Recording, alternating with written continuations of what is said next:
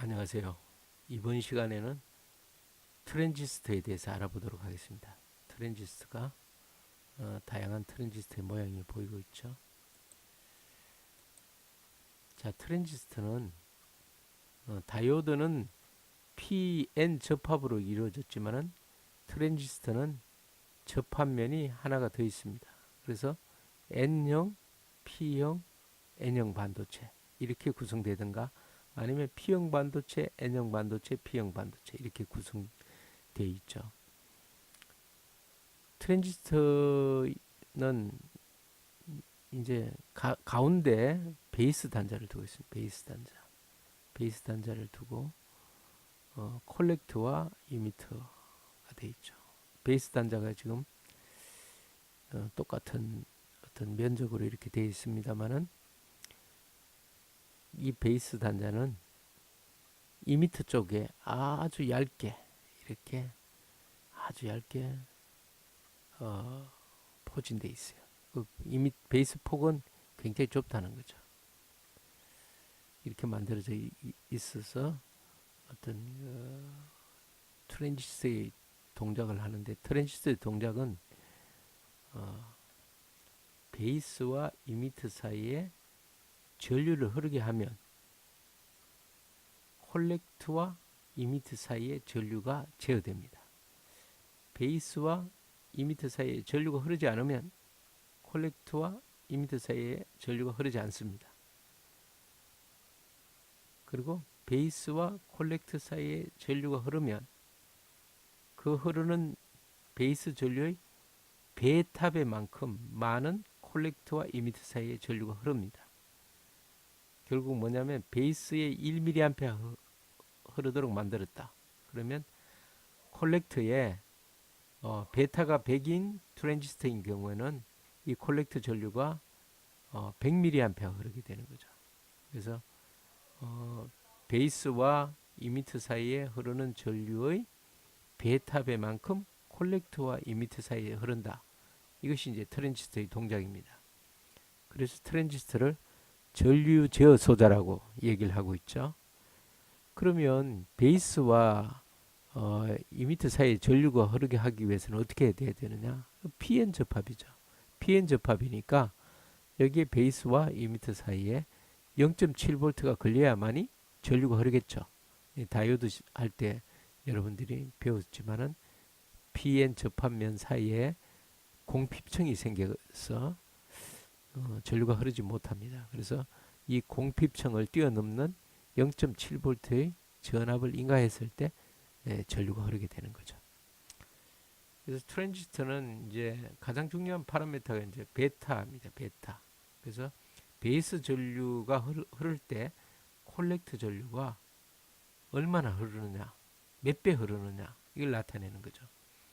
HFE라고도 합니다. 4단자 망으로 표현했을 때는 이제 HFE 파라미터가 되겠죠. 뭐 4단자 망 그러니까 또 어렵다 이래 생각되는데 4단자 망이라는 것은 어떤 뭐 트랜지스터가 아니고 다른 어떤 회로든지 간에 입력이 있고 출력이 있다. 이렇게 보면 입력의 두 단자, 출력의 두 단자 이렇게 해서 상관관계를 파라메타로 표시한 겁니다. 파라메타로 표시한 건데 그 중에 파라메타 중에 하나가 뭐냐면 입력 전류분의 출력 전류. 이게 HFE 파라메타가 되죠.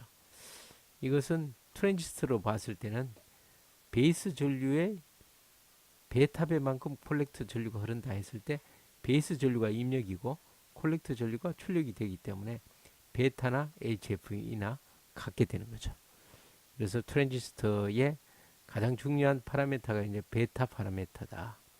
베이스와 이미터 사이에서 전류를 흐를 때 몇 배의 콜렉터와 이미터 사이에 전류가 흐를 수 있느냐. 제조할 때 이제 결정되겠죠. 그래서 무조건 트랜지스터가 동작되게 하기 위해서는 베이스와 이미터 사이에 전류가 흘러야 된다. 자, 베이스와 이미터 사이에 전류가 흐르게 하기 위해서는 이게 PN 접합 반도체이기 때문에 0.7V의 전압이 인가돼야만이 흐르게 할 수 있다. 0.7V 전압이 인가 안 되면 콜렉터와 이미터 사이에는 전류가 흐르지 않는 거죠. 자, 트랜지스터를 가지고 이제 스위치 역할을 할 때 어떻게 동작되느냐 간단히 설명합니다. 베이스의 전류를 흐르지 않으면 콜렉터와 이미터 사이엔 전류가 흐르지 않으니까 여기 전류가 흐르지 않으니까 여기 전압 강화가 하나도 안 생기겠죠. 그래서 VCC가 그냥 콜렉터 전압으로 나오게 되는 거죠. 결국 뭐냐면 스위치가 끊어진 거하고 똑같아요. 다음에 베이스에 전류가 흐르면 콜렉터 전류가 흐르겠죠. 어떻게? 베타배만큼 흐른다. 베타배만큼 흐르는데 이 콜렉터에 저항이 있어요. 저항이 만약 1kΩ이라고 가정하면 쇼트가 됐을 때 이 콜렉터와 이미터 사이를 쇼트 시키면 흐를 수 있는 거는 1kΩ에 RC가 1kΩ이라면 여기에 VCC가 다 걸리겠죠. VCC가 5V라면 1kΩ에 5V가 걸렸으니까 여기 전류 흐를 수 있는 전류는 5mA가 되겠죠. 5mA. 5mA 흐르면 이 쇼트 됐다고 보는 거죠. 5mA만 흐르면 5mA만 흐르도록 해주면 됩니다. 6mA 흐르도록 해준다고 하더라도 여기에 저항 때문에 6mA는 흐를 수 없죠. 쇼트 돼도 5mA 밖에 못 흐르니까. 결국 뭐냐면 여기가 5mA 이상이 흐르도록 베이스 전류를 인가해 주면 되겠죠. 자, 그럼 뭐 5mA 이상이 되도록 한다면 이게 베타가 100이라면 100분의 1만 흘려줘도 100배가 흐르니까 5mA가 되겠죠. 그럼 5mA의 100분의 1, 이 베타가 100인 트랜지스터라고 가정하면 0.05mA가 흐르도록 해주면 5mA 흐르겠죠. 베타배만큼. 그러면 0.05mA 이상이 흐르도록 설계해주면 이 회로에서 이 트랜지스터는 쇼트 상태가 되는 겁니다. 이 쇼트 상태를 이제 포화 상태라고 그러죠. 포화. 트랜지스터가 포화됐다. 세츄레이션 됐다. 그래서 여기서 0.05mA 이상을 흐르도록 해주면 여기에 5mA 흘러서 세츄레이션 되는 거죠. 0.06을 해도 여기는 6mA 흐를 수가 없죠. 왜냐? 이 저항 때문에 5mA가 최대가 되는 거죠. 이런 상태를 이제 세츄레이션이에요. 그래서 0.05mA 이상을 흐르도록 만들어주면 이 트랜지스터는 포화 상태가 되고, 포화 상태가 되면 스위치가 온 되는 거죠. 만약 0.05mA 미만으로 흐르도록 해줬다.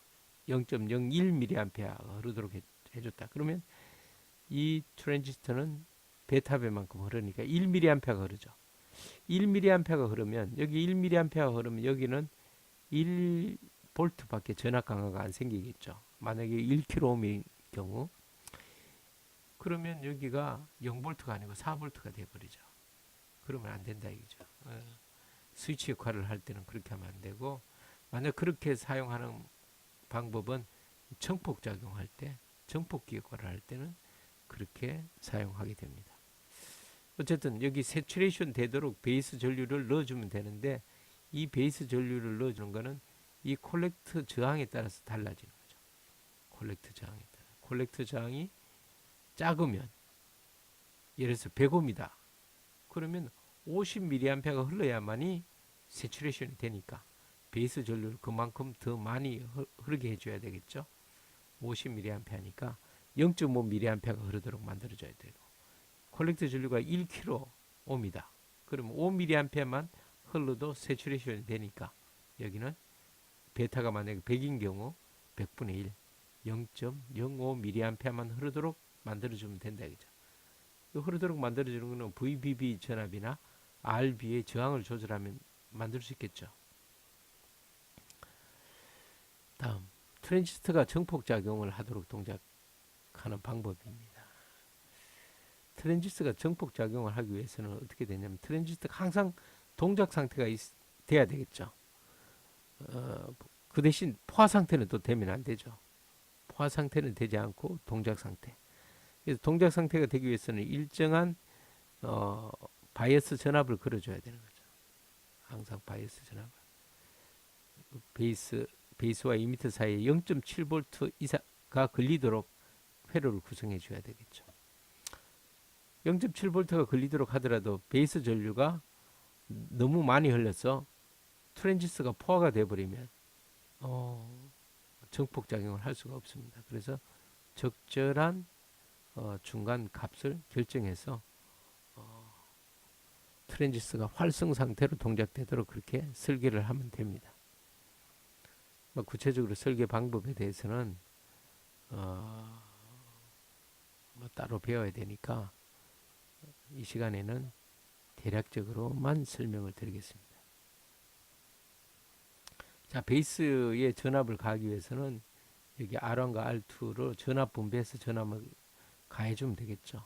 그러면 동작이 됩니다. 이미터 저항이 있고 콜렉터 저항이 있고, 그 베이스 쪽에서 이렇게 봤을 때 이 R2와 베이스를 거친 R2는 병렬 저항이죠. 병렬 저항인데 이 R2는 베이스 전류만 흐르는 게 아니고 콜렉터 전류도 같이 흐릅니다. 그래서 만약 베이스 전류가 0.1mA를 흘렀다면 여기 베타가 100일 경우에 10mA가 흘러서 이게 10.1mA가 흐르게 되겠죠.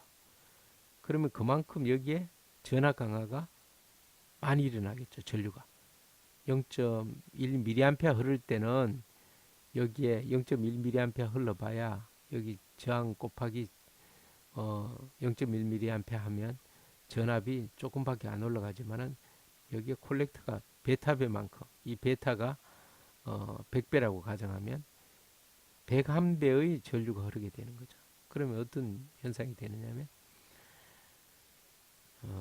저항이 이 저항의 101배만큼 있다, 이렇게 보면 됩니다. 이 베이스 쪽에 봤을 때. 그래서 이쪽 전류를 크지 않다. 여기 이 저항 R1하고 R2에서 결정되고 이 베이스로 흘러 들어가는 전류는 이 R2의 베타배만큼 큰 저항이 달려 있다고 생각하고 이제 계산하면 됩니다. 자, 일단은 기본적으로 베이스와 이미터 사이에 앰프 정폭기로 동작될 때는 반드시 0.7V 걸린 상태로 활성화 상태가 돼 있어야만이 정폭기로서 동작이 되죠. 만약 여기가 0.7V가 아니다, 그러면 이거는 차단 상태이기 때문에 정폭기로서 동작이 안 될 수가 있습니다. 그래서 기본적으로 항상 동작되게끔 해주는 이 바이어스 전압을 인가해주는 방법입니다. 자, 그래서 회로가 이렇게 구성되어 있다면 베이스에 신호를 주게 되면 콘덴서를 통해서 들어가고 이렇게 여기상의 전압이 이제 나오게 되겠죠. 베이스 전류가 흐르면 여기에 전류가 많이 흐르니까 여기에 마이너스가 되고 플러스가 되고. 자, 이런 회로를 해석할 때 직류는 해석할 때는 콘덴서는 전부 다 제거시켜 주면 됩니다. 콘덴서로는 직류가 통과하지 못하니까 그러면 이 회로가 바로 이제 직류 회로죠. 직류를 가지고 이제 해석을 해주면 됩니다. 직류로 기본적으로 이제 바이어스가 걸린 상태에서 교류 신호를 입력해주면, 교류 해석은 어떻게 하느냐? 교류가 움직이면 여기 있는 신호가 움직이겠죠. 그래서 콘덴서를 전부 다 쇼트 시켜주면 됩니다. 쇼트 시켜주면. 여기 쇼트 시켜주면 R2는 없는 거랑 마찬가지죠. 쇼트 됐으니까. 이미터는 이렇게 바뀝니다. 또 플러스는 접지가 됩니다. 왜냐하면 교류 입장에서는 교류가 움직이면 이 플러스 전원은 절대로 움직이지 않기 때문에 이 움직이는 데 따라서 이 저항을 통해서 전류가 흐르겠죠. 교류. 그라운드도 여기 움직이지 않으니까 여기 움직이는 전류가 여기 흐르게 됩니다. 그러면 이것과 이것은 병렬로 연결된 거하고 똑같아요. 마찬가지로 콜렉터도 콜렉터 전류와 L 병렬로 연결된 거하고 똑같죠. 그렇게 연결됐다, 이렇게 하고 회로를 해석해야 됩니다. 자, 교류는 콘덴서는 신호가 통과한다고 보고 해석하면 되고, 플러스는 접지를 시키고 쇼트 됐다고 보고, 이렇게 해서 회로 해석하면 됩니다. 그 다음에 전력 정폭기. 전력 정폭기는 뭐냐면 항상 동작하게 해놓으면 전기가 많이 소모가 되겠죠. 근데 소신호, 소형 신호가 뭐 0. 몇 밀리암페어가 왔다 갔다 할 때는 크게 전기 소모가 없지만은 이 스피커를 가동한다든가 이렇게 출력에 뭐 몇 암페어가 흐른다든가 그러면 항상 출력에 1암페어씩 흐른다 그러면 문제가 되겠죠. 그래서 이런 전력 정폭기에서 가장 많이 쓰는 푸시풀 전력 정폭기. 그래서 플러스일 때는 Q1이 도통, 마이너스일 때는 Q2가 도통하면서 이렇게 교대로 도통하면 항상 전류가 흐르지 않죠. 신호가 있을 때, 신호의 전압이 있을 때만 동작이 되겠죠. 이렇게 동작하는 것을 B급이라고 합니다. B급. A급은 항상 동작되고 모든 신호에서 동작되고 그 다음에 바이어스를 인가한 거죠. 근데 이것도 좀 문제가 있어요. 플러스일 때 무조건 동작되느냐? 플러스 0.7V 미만일 때는 이 동작이 안 돼요. 그걸 보상해주면 적절하게 이제 바이어스를 인가해줘야 되겠죠. 그건 이제 AB급이라 그럽니다. AB급. 자, 이상으로 트랜지스터에 대한 설명을 마치기 전에 트랜지스터에 대해서 다시 한번 설명드리면 트랜지스터는 베이스와 이미터 사이에 전류에 의해서 콜렉터와 이미터 사이에 전류가 제어되는 전류 제어 소자다. 그래서 베이스 전류를 흐르게 해줘야 콜렉터와 이미터 사이에 전류가 흐르게 된다는 거죠.